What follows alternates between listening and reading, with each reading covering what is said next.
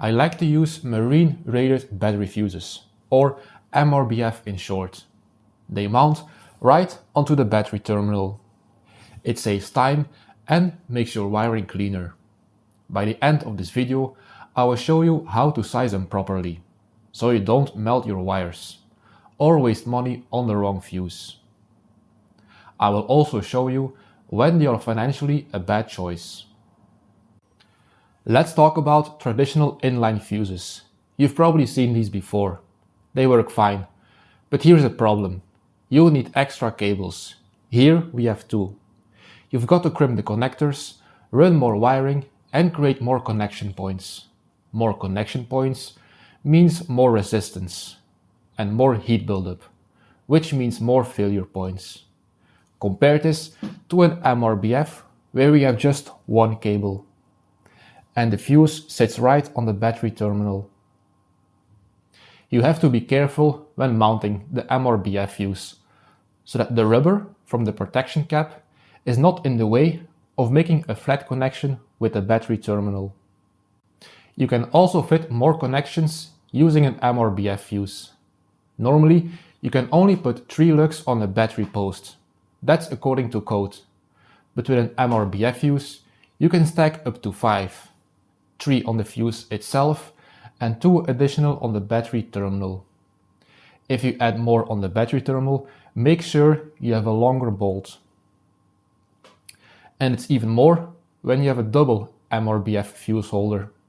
This lets you connect up to 8 lugs, 3 on this post, 3 on this post, and 2 on the main battery terminal. You cannot do that with a traditional fuse holder. You will need extra bus bars and junction points just to make it work.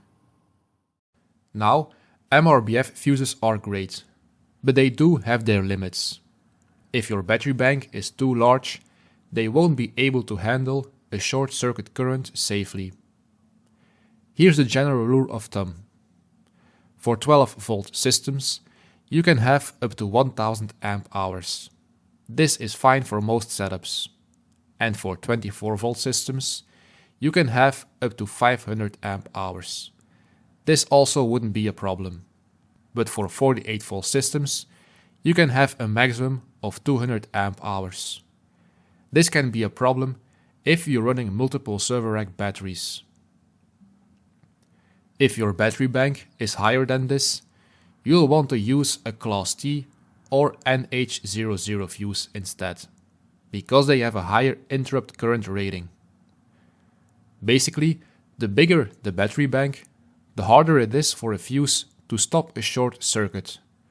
So for large setups, Class T or NH00 fuses are the way to go. Let's talk about the cost, because MRBF fuses are great, but they can be expensive. Let's say you have 3 batteries in parallel and you want to use MRBF fuses. A single pole holder will cost you $22. A double pole holder will cost you $30. A busman fuse will cost you $15 each. So for this setup, it will cost you a total of $135.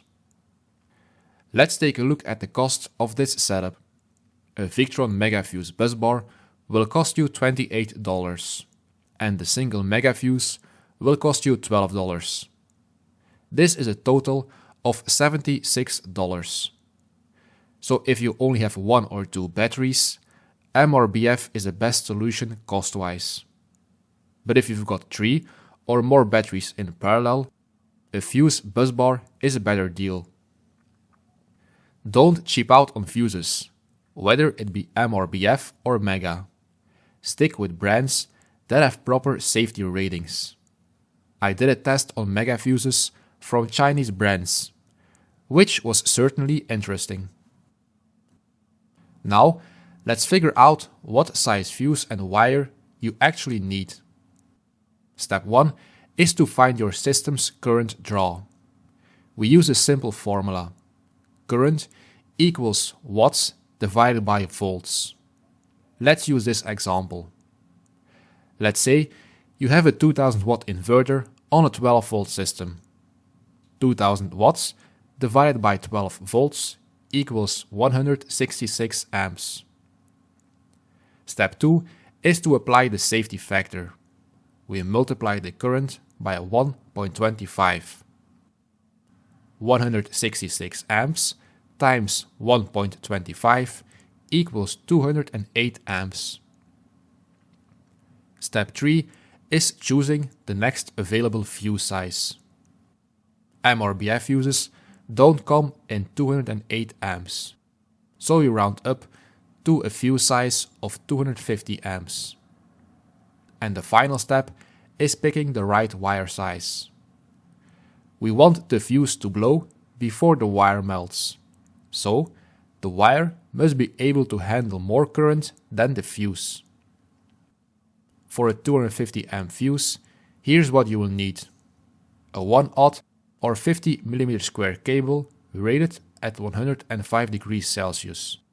This is called a welding cable.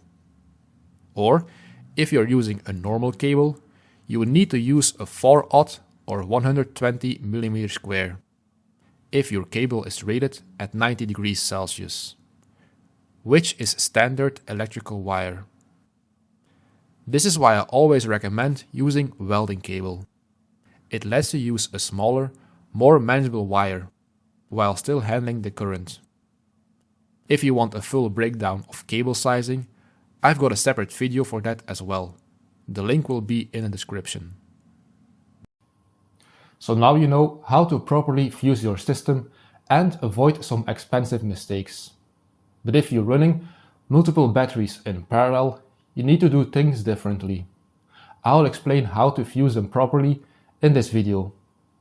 Let me know in the comments, what kind of fuse do you use for your system? If you learned something new, a like on the video would be highly appreciated. And subscribe for more content like this. Thank you for watching, and I will see you in the next one.